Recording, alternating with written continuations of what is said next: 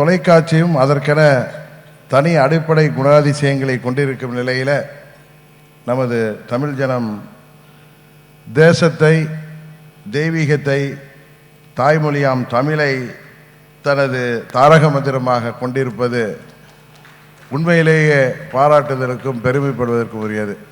காரணம், நாமெல்லாம் பெரிதும் வணங்கி மதிக்கின்ற ஐயா பசும்பொன் தேவரையா அவர்களின் தாரக மந்திரங்களை, தேசத்தையும் தெய்வீகத்தையும் உள்ளடக்கிய இந்த தமிழ் ஜனம் டிவி அவரது புகழை போல என்றென்றைக்கும் நிலைத்திருக்கும் என்பதில் எந்த ஒரு சந்தேகமும் இல்லை. எனக்கு முன்னால் பேசிய மாண்புமிகு அமைச்சர் அவர்கள் சொன்னது போல, பரபரப்புக்கும் ஏதாவது வித்தியாசமாக செய்தி தர வேண்டும் என்று போட்டி நிலவுகின்ற ஊடகத்துறையிலே தனக்கென்று ஒரு பாணியை அமைத்து, அதுவும் நேர்வழியிலே சரியான வழியிலே செல்கின்ற ஒரு தொலைக்காட்சி நிறுவனமாக நமது தமிழ் ஜனம் தொலைக்காட்சி கடந்த ஓராண்டாக செயல்பட்டு வருவதை எல்லோரும் உன்னிப்பாக கவனித்து வருகிறோம். இப்பொழுதெல்லாம் நான் குறை கூறுவதற்காக சொல்லவில்லை. நானும் ஒரு தொலைக்காட்சியை நிர்வகித்தவன் என்ற முறையிலே இப்பொழுது ஊடகத்துறையிலும் நிறைய போட்டிகள் வருவதால் பரபரப்பாக ஏதாவது செய்தியை முந்தி தர வேண்டும் மக்களுக்கு என்கின்ற அடிப்படையிலே வரம்பு மீறி அடுத்தவர்களை பாதிக்கும் என்பதையெல்லாம் மறந்துவிட்டு, பின்பு வேண்டுமென்றால் அதற்கு மறுப்பு சொல்லிக் கொள்ளலாம் என்று பல செய்திகளை முந்தி தருவதிலே வியாபார நோக்கத்திலே குறியாக இருக்கிறார்கள். நான் யாரையும் குறை கூற விரும்பவில்லை. உங்களுக்கு நேற்று நடந்த ஒரு நிகழ்வை உதாரணமாக கூறினால் அது எல்லோருக்கும் சிறப்பாக புரியும் என்று நினைக்கின்றேன். நான் மெடிக்கல் செக்கப்புக்காக அப்போலோ ஹாஸ்பிட்டலில் நேற்றைக்கு முதல் நாள் இரவு ஏற்கனவே மருத்துவர்களால் குறிப்பிட்டபடி நாங்கள் உங்களுக்கு தெரியும், அப்போலோ ஹாஸ்பிட்டலில் இல்லை டெஸ்ட் எடுக்கணும்னா முன்னாடியே அப்பாயின்மெண்ட் வாங்கி போய் சேரணும். நண்பர் அண்ணாமலை அவர்களிடம் நான் 2 நாளைக்கு முன்னாடியே, எனக்கு அப்பொழுதுதான் மத்திய உள்துறை அமைச்சர் இங்கே வருகிறார் என்ற செய்தி தெரிந்தவுடன் நான் என்ன செய்யட்டும் பிரதர்ன்னு கேட்டேன்.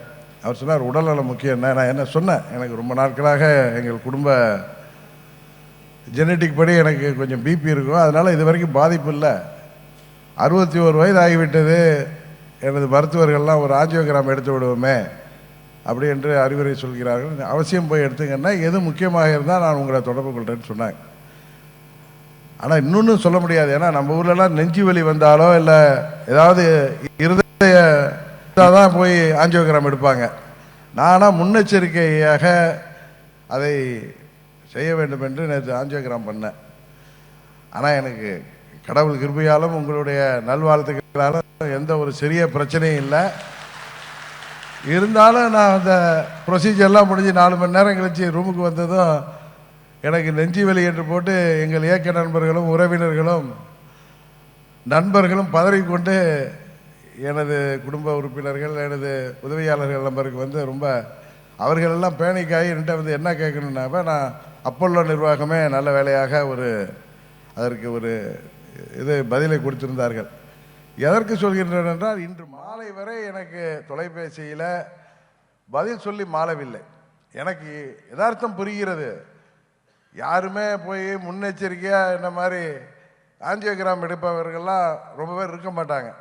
ஆனால் நம்ம போல பலருக்கு தெரிந்தவர்கள் போய் எடுக்கும் பொழுது அங்கேருந்து ஏதோ ஒரு நியூஸ் லீக்காக இருப்ப எல்லா ஊடகத்தை சேர்ந்தவர்கள், பத்திரிகையை சேர்ந்தவர்களும், என்னோடு தொடர்பில் இருப்பவர்கள், எனது உதவியாளர்களுடன் தொடர்பில் இருப்பவர்கள் அவர்களிடம் ஒரு வார்த்தை கேட்டிருந்தால் நன்றாக இருக்கும். ஆனால் நெஞ்சு வலி என்று போட்டது அது எனக்கு உண்மையிலே பெரிய தலைவலியை கொடுத்து விட்டது. இது ஒரு சாதாரண விஷயம். நான் பதில் சொல்கின்ற இடத்திலே இருக்கின்றேன், உடனேயே பதில் போடுகிறோம், அதை திருத்திக் கொள்கிறார்கள்.